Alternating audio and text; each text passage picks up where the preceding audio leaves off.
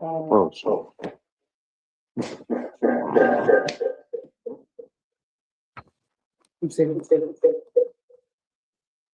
When today?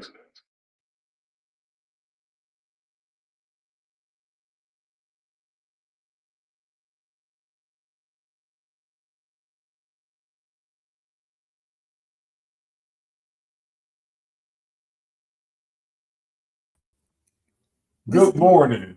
You're with the morning show, and we are pleased to have you today.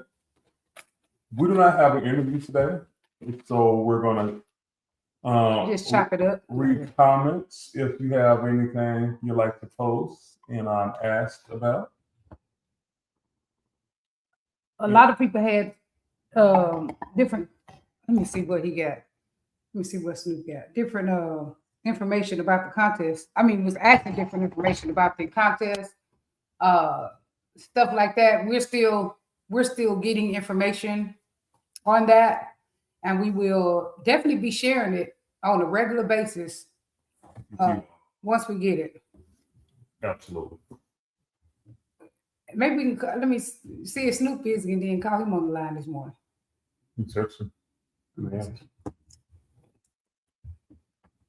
Yes. So actually, it is working. I am alive. I know because I put you on there on my thing.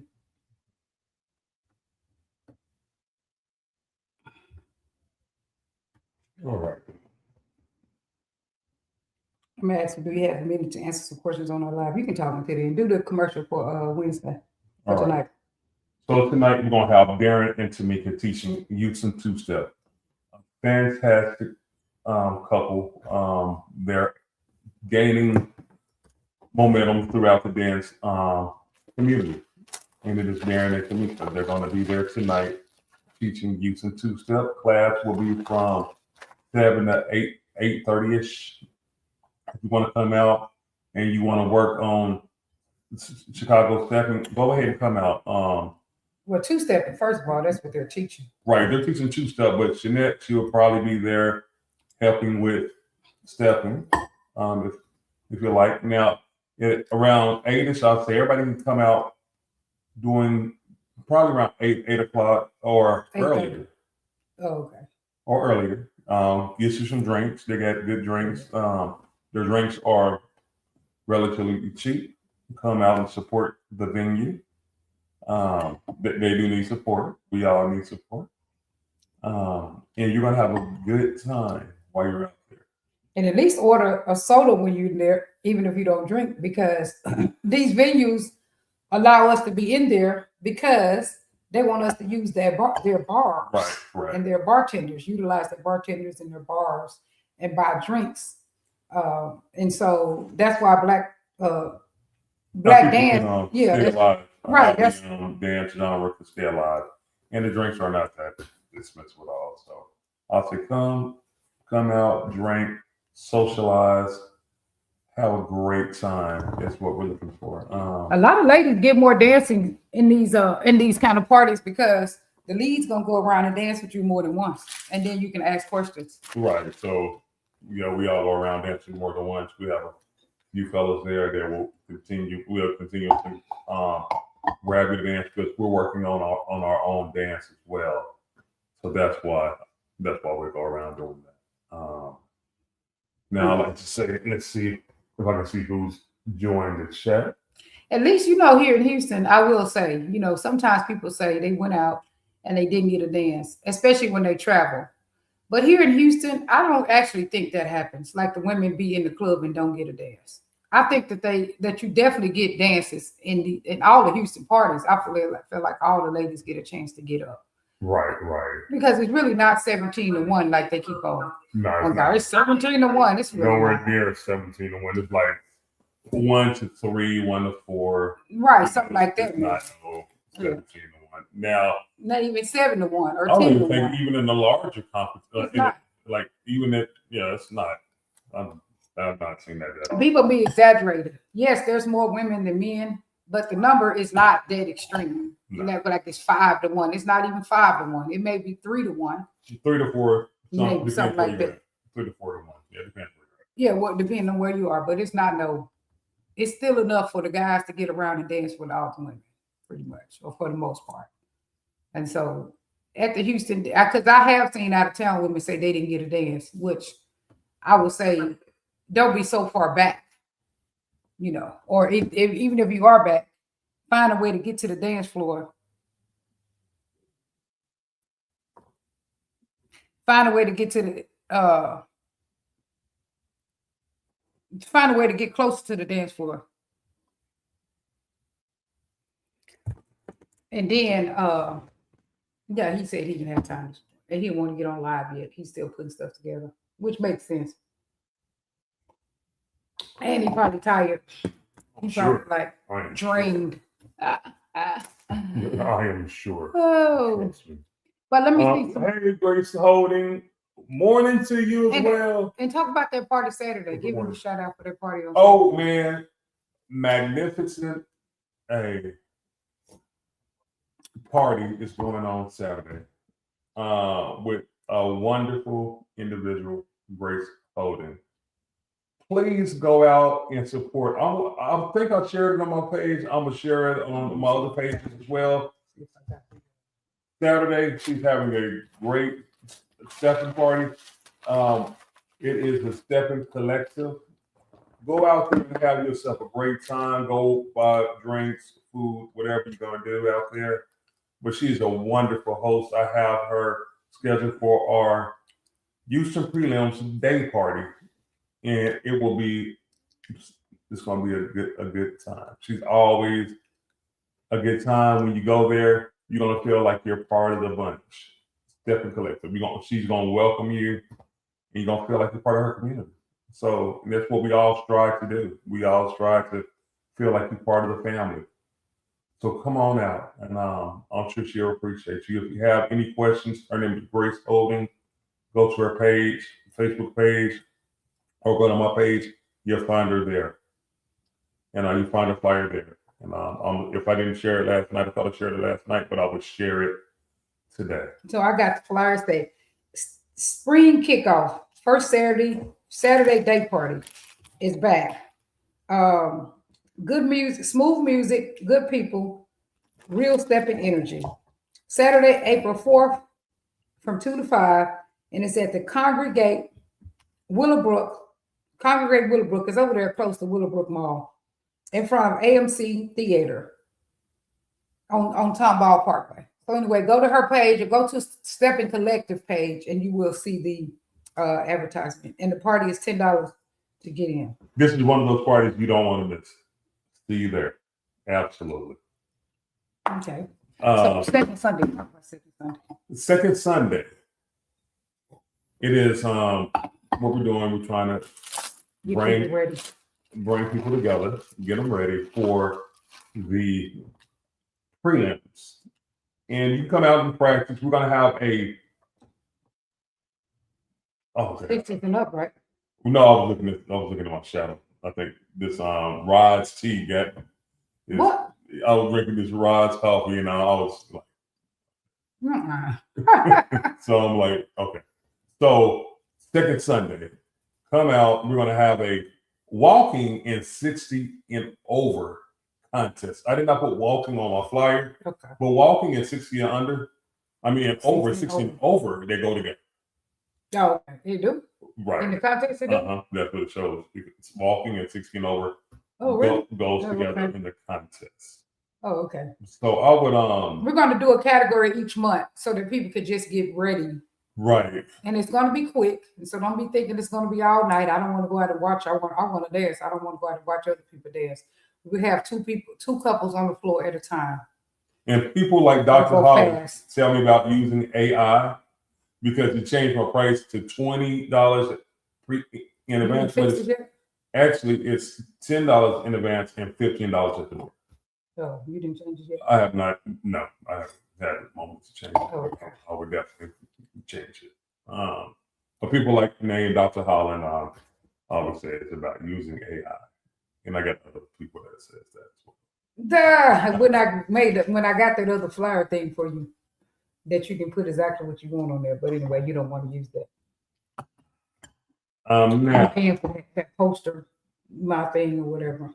poster on my wall, or Yeah, yeah. you'll start using it. Try to make it Easier easier said for than you. done. Easier said than done. You can get something But simple. I will start using that because it can help with something, and then I can migrate it. So Okay, go ahead. Anything you want to talk about? But I was gonna go to some stuff that my clients were dealing with. I said, okay. but go ahead. Anything you want first. So I just want to say, Lord, thank you for blessing me with my beautiful wife. And yeah, thank you, Lord. Thank you for blessing me with my handsome husband. The So so on the journey together, the life journey together. so let's give us a topic. What would you like? Well, one thing that I want that comes up a lot with people, where it's two things. One of the things that come up people a lot, of course, dealing with different kind of feelings. And I just, I just want to talk about that. Of course, okay. So you can feel. First of all, you're supposed to feel. You should be feeling, and not all in one day, of course, but just in general, you should be feeling a wide range, different feelings, different emotions. Okay. You should not just be like, happy all day, every day. That's not reality. There's a whole movie about it. What was that? That Frozen? Was that Frozen? They tried to feel happy all day, and it was just chasing happy. It's cool. We want to try to be positive as we can. We want to try to find God. I thought I was happy all day every day. No, you're not. Oh. We want to try to find God in everything. We want to try to move past negativity as quick as we can because it's not healthy for you. But it is normal to experience different emotions. It's normal to feel irritated, agitated, happy, sad, positive, negative, confused. It's normal to feel different things. Right. But what I want people to know about feelings and thoughts, so it's normal to think all kind of things. And just because you think something or you feel something does not mean that it has any validity. It does not mean that it's valid or it's true. You can have feelings, you can wake up and just feel sad, but there's nothing sad going on in your life. There's nothing happening. You can wake up and feel depressed, like nobody cares about me. That doesn't mean nobody actually cares about you. These are just your thoughts and your emotions and your thoughts visiting you. It's just normal. It's what normal humans have going on. But it doesn't mean, first of all, that they're valid, that they're true. Second of all, especially your thoughts are just mental, what do you call it? Mental visions or whatever. It's just like reminding you that you're alive, really. Now, are some of them valid? Yes, but not every thought that comes to you is valid or is there for any true purpose. It's just there to remind you that you are alive and you're human. Okay. So that being said, I just wanted to help people. This is something that I've been working with people a lot on. It's just like when a woman come to a man with a problem. A woman can come to a man with a problem and she'll say, you know what? I just wanted him to listen and he went to try to fix. He got a bad habit of that. If you tell him something, he wants to fix it or give you a solution. But sometimes people come and tell you a problem and they don't want a solution. They just want someone to listen to them. And that seems odd with some people. Like, okay, you just want me to, why would you tell me something and you don't want me to solve it? You just want me to listen? Is that hard for you, Herman? If somebody tell you a problem, to just understand that sometimes they just want you to listen? Sometimes, a lot of times, yeah, I would say yes, it would be, yeah. The reason of it is because us as dads, we're used to solving problems. And I'm not talking about all dads. I'm talking about a dad like myself that raised my kid by himself. And I was taking care of my mom, taking care of my kids, and I'm just on autopilot doing this for about 10 years, just autopilot. Without thought. So when a problem would be issued to me, I would take it upon myself to fix the issue. Mm-hmm. I would take it upon myself to fix the issue, whatever the issue was. So when I have somebody in my ear, they're calling and they're crying, saying, "Hey, um,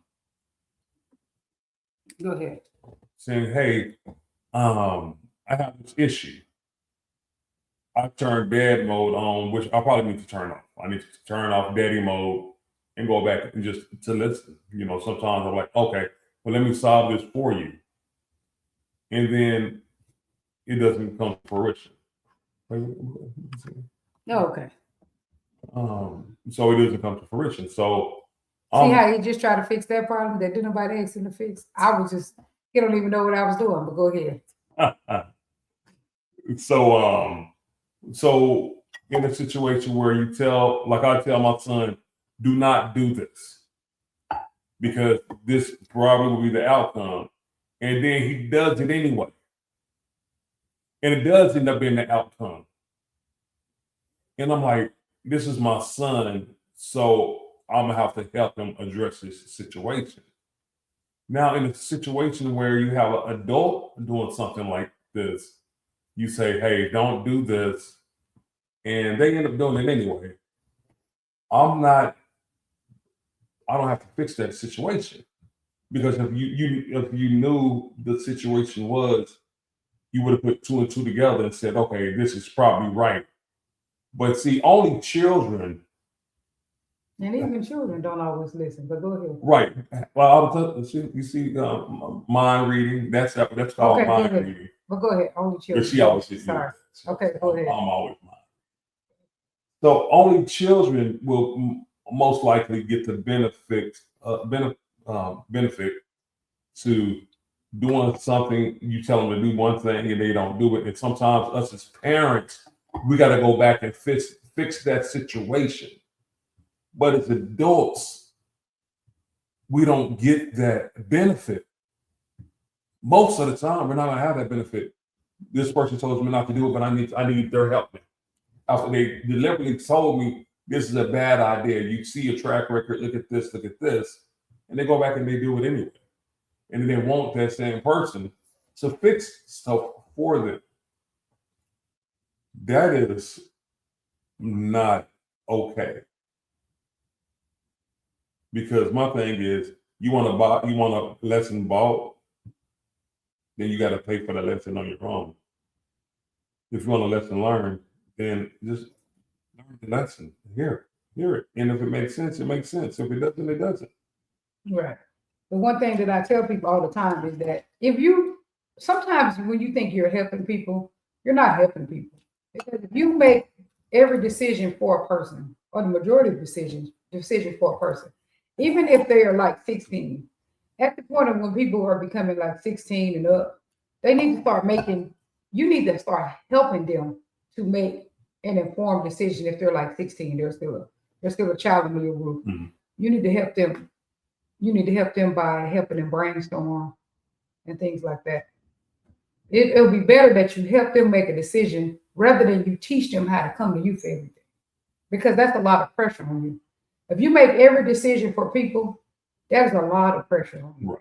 Because what if they do it exactly like you said and it don't work out? Who's responsible? If they do everything to a T of how you told them to do it and it still don't work out, whose fault is that? Whose fault is that? Okay. Right. Whose fault is that? It's both of your faults. Because you should have been fact checking. In that situation, I will understand more so in deemed to help that individual than not. Because I was like, try this out, and if it don't come to fruition, then I'll be there to catch you. But I'm gonna do the exact opposite. But that can be so. Always jumping in to help a person can actually be it's okay to do sometimes.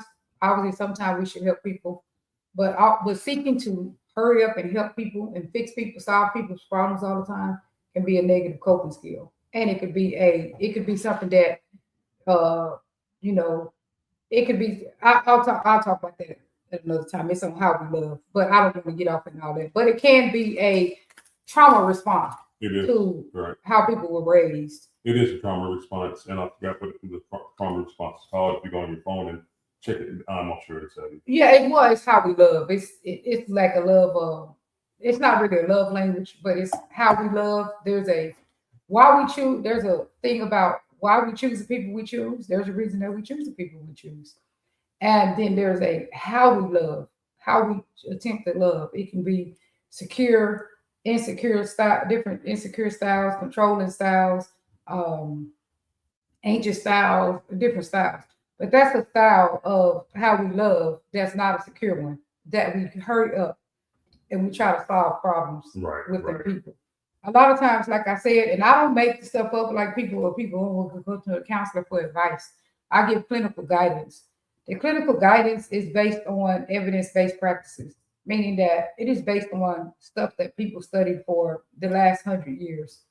I'm just saying in that people have did different studies and wrote and came up with different conclusions, scientific based, built on those conclusions. And as therapists, we learn the science and we learn to apply it in people's life where it should be applied at. So anyway, the science says, I didn't make it up, that when you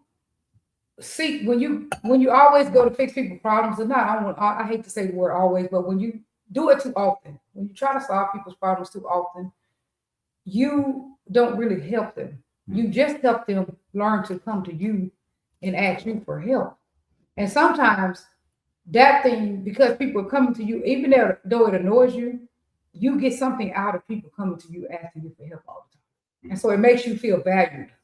Okay. So Right. yeah, so when you hurry up and try to help these people, you feel some value because they had to come to you and ask you for help, or because you were able to save the day. You feel valued. You're not necessarily always doing it for them. It just makes you feel valued because you've done that.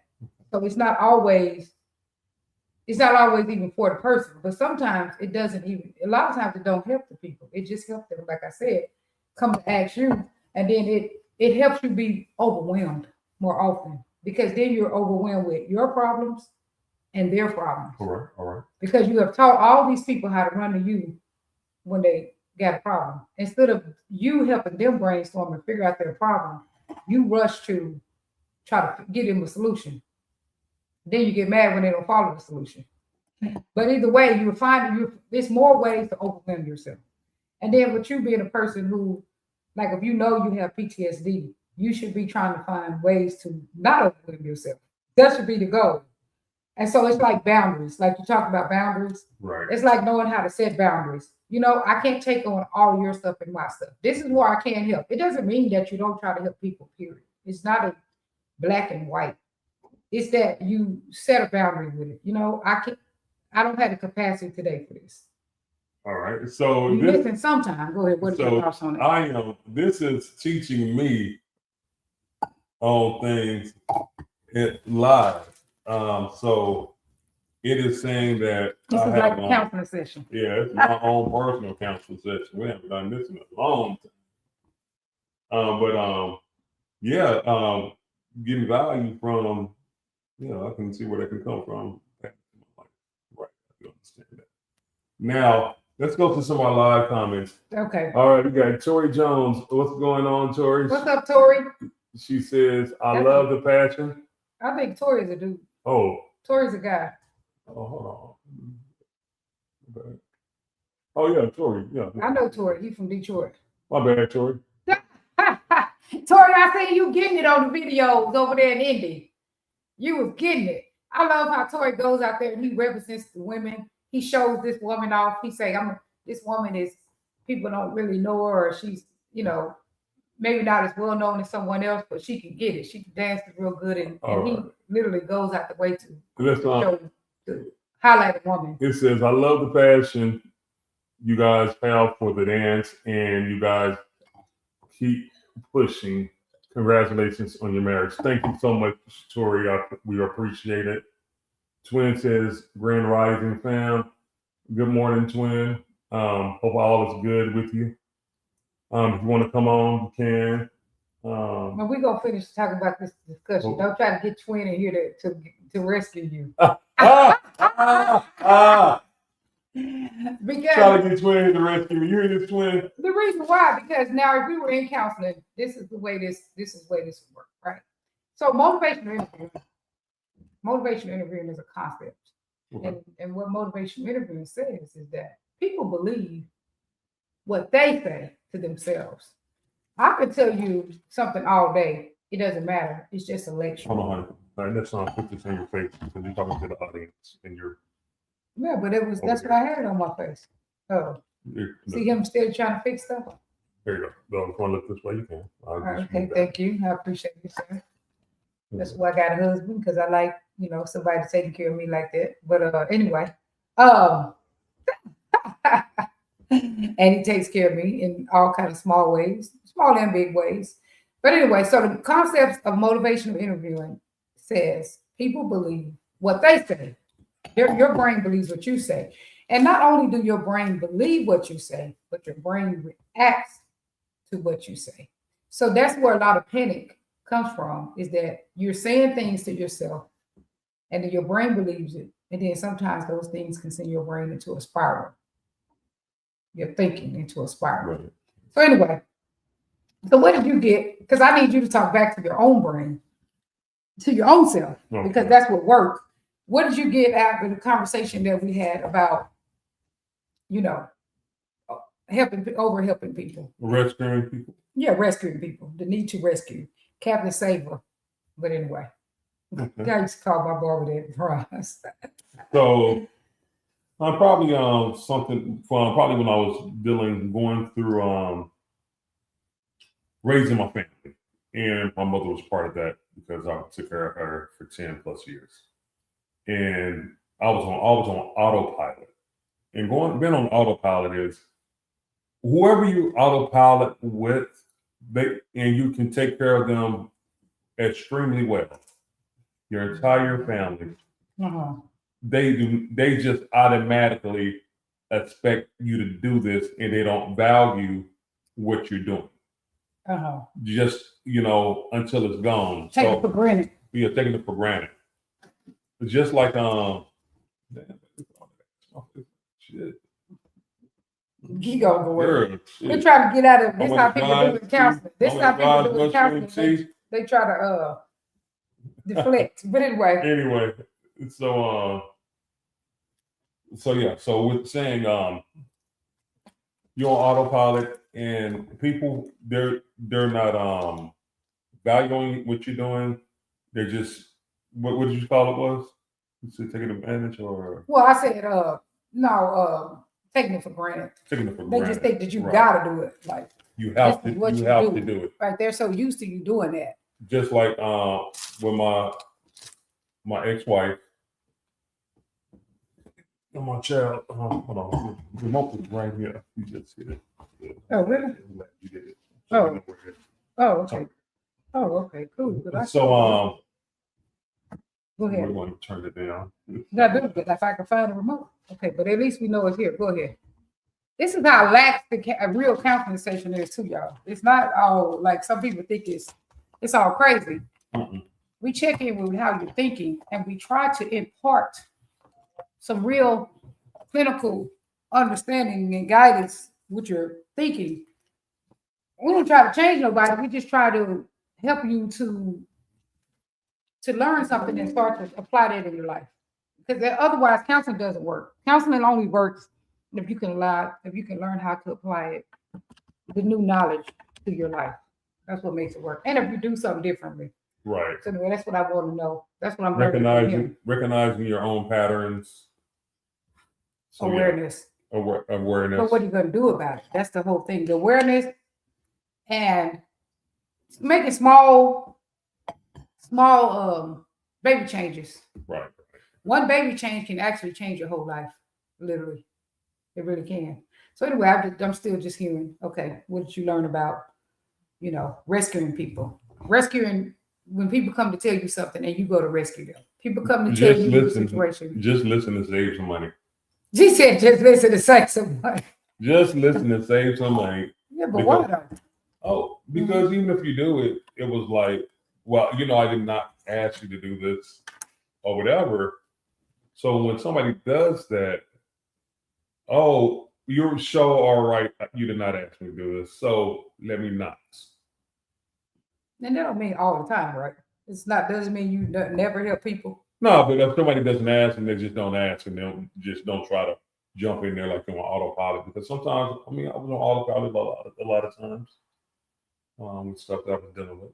Like my ex-wife and my son, they just called me and I've been on autopilot and I just, let me go ahead and save them. But now I'm no longer in Dallas, I'm in Houston now. And that's part of the reason why she was, so faulty, so faulty with me. And even my son, like, I don't have you here to save me when I need, like, dude, you're 16 years old, son. I stayed here in Dallas for all these years, and now got to move on, So come to Houston. I love y'all down here in Houston. Y'all adopted me, and I like to thank everybody who's adopted me.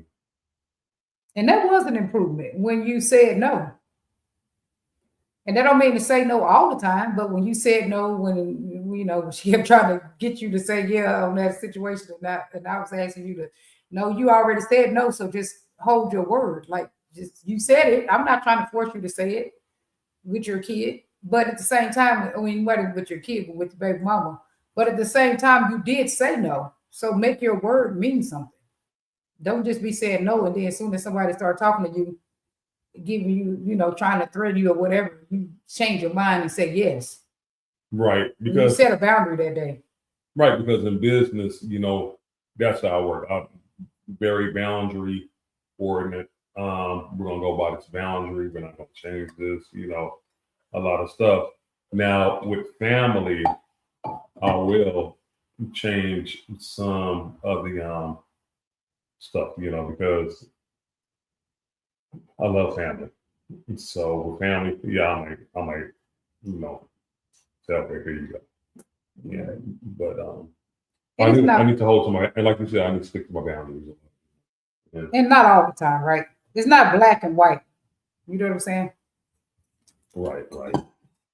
It's just learning more often. So the thing is, it's not even about sometimes not sometimes people may ask for help. They may come to you and ask you for help. It still don't mean that you need to always do it. Right, even if they did ask.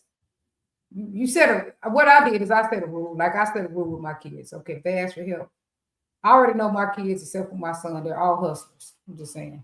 They work hard and they try their best. They rarely come to me for anything. So if they do come to me, I have no problem because I know that they don't do that. That if they came to me, they tried other stuff first. Then they said, let me go to mama. I don't even argue about it. I just say, okay, here you go. You ain't got to pay me back. Or whatever you need, okay, let me do it. Because I don't want my kids going around asking everybody for everything. But because I know them. So sometimes people can ask you and you can decide to bail them out because you have chosen to do that. But sometimes even though they ask you, the answer can still be no. But what I was really getting at, what I was really trying to talk about, and I just went around this circle to talk about it, is the feelings. Sometimes people, you can have feelings and thoughts. And the thing is, you don't need to answer to every feeling and thought you have. You don't, just like a lady goes to a man and talk to a man, that's why I was putting it together, about something and she don't need him to fix it. You can have feelings and that don't mean you need to do something about it. You can feel annoyed and that don't mean you need to do something about it. You can sit with the feeling, you notice the feeling, and you don't react to it. So that's what I was getting at. That's what I've been talking to people a lot in counseling about recently. That's been happening to a lot of people. Well, I get up, I feel so guilty. You can feel guilty about something. It doesn't mean that you need to do something about it. It doesn't mean you need to go to somebody and say, like, somebody can ask you to help pay their rent, for example, and you can feel guilty about it. But, that don't mean you need to go pay the rent. Right. That means you just need to sit with the feeling of guilty for a few minutes. Don't let it visit you the whole day. And then you just need to say, you know what, me constantly helping people or bailing people out is sometimes not helping them because then they're just learning to come and get me to bail them out. That's all I'm doing Right. is teaching people that I'm a pawn shop. I ain't no pawn shop or no bank. So ATM. yeah, I'm not an ATM because the ATM you had to put some money in the bank. They just want to take out though. Right. And I'm not either one.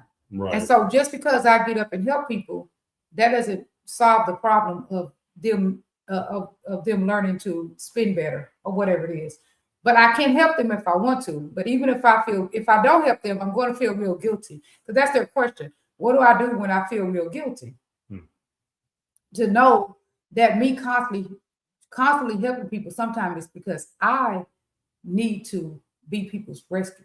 I need to be the one to be able to rescue people. It's not necessarily because I'm helping. It's because I've been needing that. I feel valued when I do that. But I'm not necessarily helping that person. I'm just helping them come to me. And that's how I get overwhelmed because then everybody's coming to me. But I have taught these people to continue to come to me because I keep bailing them out. Right. Good morning, Sean. Twice you're on with us. Thank So you. what I learned to do too, that's another thing I learned to do. When people ask me for something, if I care, if it's my family member, they ask me for something, I'll give them a fraction of what they ask for. Like they ask me for, because people ask you for some crazy things. They ask you for $1,000. If I got 50 and I don't really care, I might give them 50. And not all the time, but I just, I might if I feel like it. Whatever. And then in that situation, then they can't say I didn't give them nothing. In that situation, I have people call and ask me for some enormous amount that I didn't really want to pay. And then I'm like, I got this right here, and they're like, well, I can't do nothing with that. More than buy. And I just hang up. Yeah, because my brother told me, he said, y'all be giving me 20s and 30s, and I needed thousands. I said, okay, well, bye. You need a job need to give you thousands that you worked on. I've been working my whole life. Yeah, Thomas Haywood. Somebody. Yeah, y'all we calling it. I don't care. I only got so many brothers, and I can't put it on the rest of my brothers. I'm just saying. Yeah. Right. Yeah. But he did it. He said it on Facebook. Talk about you and Grace be giving me 20s and 50s and whatever, and I need thousands. Y'all not really trying to help me? Okay, whatever. Wow. Yeah, he was on Facebook saying it. You and your sister, Grace, right? Yeah, he think I'm his mama. I'm like, I'm not even your mom. I'm your sister. I don't owe you nothing. We like 2 years apart. But anyway. But so that just anyway, what do you do with that? You starving like Marvin. But so anyway, so the main thing is to know is that what do you do with it? Just having information of knowing that what's your thought about that? Just because you feel guilty or whatever feeling you have, you may wake up and feel depressed, sad. Well, you may feel unprioritized. You may wake up and feel like you're not a priority. This is what a lot of people feel a lot, which is a lot of times a trauma response. But you may just feel like this is a language of depression. Depression or anxiety has certain language. Depression sounds like nobody sees me. What if you wake up and you just thought like nobody sees me and you just feel a low feeling? Right. You feel like nobody sees me. Right. You know that ain't true. Too much seeing you around here, but nobody sees me. I be feeling like that a lot of times. How can you feel like that? Nobody sees me when everybody. There's too many people around here in your face all the time. You can't hear. It seems like to me, in this house, you can barely breathe without people looking at you. But anyway. I be feeling like that all the time. Like I feel like. And I think that's probably come from some of the PTSD or whatever. But, I feel like that all the time. Sure help. So I was able to get over it. So. But what do you do with it? Like now that you know that sometimes you can have feelings and it's just like if I come to you and tell you a problem, you don't got to fix it. Just because you wake up with a feeling, it doesn't mean that you need to actually do something about it. Because that's people's issue. Okay. They feel like when they have a feeling, well, what do I do with this feeling? I got to do something. What do I do with it? If you wake up and you just feel like that you're not a priority, what do you do with that? What you told me early on, something that you told me when we first met, because I used to talk to you and I used to tell you stuff. and you'd be like, stop playing basketball with that. Yeah. Don't entertain it. Some things are just to enter your mind and let it pass through. Yeah, okay. And I was like, dang. So that's something I always remember. Don't play basketball with them ugly feelings. And not playing basketball with them ugly feelings mean not playing basketball with those ugly feelings mean don't entertain them. Yeah, okay. So yeah, that really helped me through my dating process. Yeah, okay, well that's good. Just don't entertain it, right? Don't stop just because you have a feeling or a thought. Don't stop and start. Oh, what is that about? What is this about? It ain't about nothing. It's just your brain just keeping you busy. Right. You know, a common feelings that people have is grief. Grief is one of the hardest things people deal with. And grief could be from, it doesn't just have to be from somebody dying. It can be from somebody dying, but it doesn't just have to be from somebody dying. It could be the loss of a relationship. It could be the loss of some people who may have, something happened to them when they was young. They feel like their innocence was taken or something. They can grieve that. Some people can grieve stuff like, well, my parents they wasn't hard on me, so I started having babies early and all this and that. They should have been harder. They grieve that. Like you can just grieve anything that you wish would have been different. You Right. can grieve. Right. What do you say about grief? You have grief. Grief is a part of depression, but it don't mean you're depressed because you grieve. Well, when I became an empty nester, I did have grief Okay. because I was taking care of my mom. She moved out. I was taking care of my kid. He went on to college, and we didn't end we did not go through that on the best notes. We didn't go through that on the best note. My son, he got into some stuff that I had to kind of put him out to attend him with his mom. Told him to come back after that summer, but he never came back. He just went on to college. He straightened himself out, went on to college, and playing ball now, which is the best thing for him to get it done. My mom, she moved to Oklahoma with the family. So you didn't rescue that situation and it still got fixed. And so that's what I tell And people. early on, I was trying to rescue that situation, and you was talking to me about it. And man, I'm surprised. I thought I would be the last one on your totem pole because I just talked to one person the other day, and they were like, "I'm so happy I get to talk to the man who caught the butterfly." And they were and she was swarming. People was trying to catch her. And so by me just being brutally honest, telling the entire truth about everything, because when we was dating, I didn't hold anything back. I told her the truth about everything. I was like, man, I ain't gonna bet this gonna do too long. I remember in the barbershop, I told my barber he would meet chicks, he'll tell him his whole life story. I say, don't tell him all that, please. Don't tell him about your baby mama. She wanted this and about just about all kind of crazy stuff. And I'm like, don't tell him that. Because they like, what? Hell no, don't ever call my phone no more. But mom wasn't like that. Nah, I know. It was just I was just messing with him. We crack jokes all day in the barbershop. But no, I mean, I don't know. I was just for me, I was looking for somebody, a specific kind of person. Like, I don't care about all that stuff.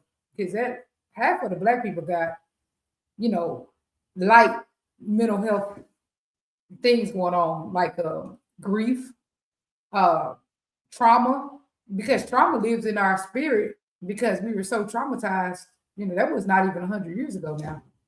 You know what I'm saying? When people were still slavery and was that 100 years ago? When did slavery? When did the real 1865 was the last year. The Emancipation was written in 1862. Okay, but when they got but when Juneteenth, when was Juneteenth? But whatever it is. Juneteenth is celebrating 1865 when everybody was. Yeah, okay. Whatever it is, it still lives in our spirit. Trauma lives in our spirit. Because then those traumatized grandparents raised the parents. And then the parents who had been raised by the traumatized grandparents raised us. And so we're not far removed from slavery and all the systemic, not just slavery, systemic racism. I mean, we carry around a big old ball of trauma. Uh, so, police brutality, medical racism in the medical system, racism in the school system, racism in the locking people up. Even when we worked at the jail, they would white people would get in trouble. They'll get 2 days in the place solitary, and a black man would get 2 weeks for the same thing. Like we was watching the what is that show we watch all the time, baby? What, First 48? Yeah, we was watching First 48 last night. Oh yeah. And we was watching First 48 last night. And it was a white man, he killed 2 people. Right. And they gave him 18 years Right. with the possibility of parole early. We watch other, like, it'd be black people on there, they kill one person, killing somebody is never okay. Right. 16 But years old. they get life, With 99 years, and I'm like, this other guy killed 2 people, he get 18 years, and this one person killed one person and he gets 60 years, like. No possibility of parole. Young Right. black man, 17, kill somebody, prison, no possibility of parole. This white boy, Same age, killed 2 people, they give him 18 years with the early possibility of parole. Like, Right. dang, he got a chance on life again. that was something we was looking at last night. So it was like, wow. Racism is still very real. Yeah, it is. So we live with that. We live with grief. Why do you have to be this way? Why couldn't it be that way? That's grief. That cannot feel like grief, but that's grief. Woulda, coulda, shoulda. Being stuck in woulda, coulda, shoulda is a form of grief. So the healthy thing is to get the best out of life. This is what it means to be healthy or move towards healthy. Because we don't Right. be healthy. We can experience healthiness for a while. It can go in and out. But to experience healthiness on a daily basis, you can just start today. Get the best out of life as it stands right now. Not how you wish it would have been. If this would have happened, and I could have did this. If this would have happened, I could have did that. That's not being healthy. That's being stuck in grief. Being healthy means just as my life presents itself today, exactly as it is, not in the potential to be, none of that, but just as it is, with what I have and with what's real, let me get the best out of it. But something like that. What do you say? But go ahead. But something like that where this is televised, to me, it is like, just like my man Twin always says, to me, it's like putting it in a pub like that, like one case on the same show, one black guy killed, one person gets 60 years, the other person kills 2 and gets 18 years. It's like it's throwing it in your face. Look, we're not even. Watching Trump every day is throwing it in your face. We're not even, because he's talking so much crap about black people, and then black people still wouldn't even get out and stand up for ourselves. Right. So, I mean, so anyway, nevertheless, I love everybody. Racism. I love everybody, but I'm just saying racism still does exist. It's a real thing for sure. And that's some of the trauma that we have as the black people. That's trauma. And it may be unconscious trauma that we don't even realize that we do have, but that is definitely trauma. Our jealousy for each other as a community, as black people, is trauma. Because where is that coming from? You got people out here that they could help you, but even you're not going to take the help because you're so scared that they're going to have more than you, or whatever it is. Just our level of not being able to. And we are working together in Houston. We're being successful with that because sometimes you got to break the barrier and do it anyway. Right. But that fear that we have against each other, all that stuff is systemic. It's just racism. Like, one light-skinned person, the light-skinned person could get in the house. Nobody cares. You ain't getting nothing better now because you light-skinned. But I'm just saying. But the light-skinned person could pass for white. That's what that really was all about. And so they got to be in the big house while the dark ones got to be outside. All that stuff still plays a part in our behavior. Right. But we're at the end of our time, and I would like to say thank you, beautiful people, for coming on and watching us. We have nothing but love for you, and we'd like to say thank you. I always like to end with a prayer. But right before you end with prayer, I got to say one good thing about slavery because I talked about slavery. Oh. But I do want us to know that our ancestors left us with something great. And Darren always reminds me of this, Dr. Darren Gardner, is they left us with, they used to work together. I'm just saying, back in the day, that's even how they got out, is they worked out of slavery, is they worked together on that. And so we do have the ability to work together and collaborate. And our ancestors done it. So anyway, I just want to leave you with that. I don't want to leave it on a bad note. We did get, there's bad stuff from slavery, but also there are good things from slavery. Yeah. So, Taught us how to work together, and we need to pick that back up. right. And that's part of why we're doing the Houston, Texas Plenaries for the 35th annual world largest stepping competition. That's why. So working together, and that is a good thing. So come tonight, Legacy Bar and Venue. We're about to run our commercial right after this prayer. Yeah, experience the wow tonight at Legacy Bar and Venue. You come be the superstar. You are the star. Yes, you are the star, and come practice. Wednesday, Just Dance Wednesdays, where you are the star. All right, let's go into our prayer. Lord Jesus, thank you so much for having this opportunity to sit here and talk with Facebook viewers, all our other viewers. And thank you for giving my wonderful wife. Now, Lord, nothing is possible without you. You are the Alpha and Omega. You are the most wonderful being, one of the perfect person that has walked earth, Jesus Christ. Give everybody their guide and grace today, whatever they need to get through. Give them that. Please bless our world. Please help with the wars, in the wars. Lord Jesus Christ, you are the greatest of all time. It is. Amen. Thank you all. Love you. Peace out.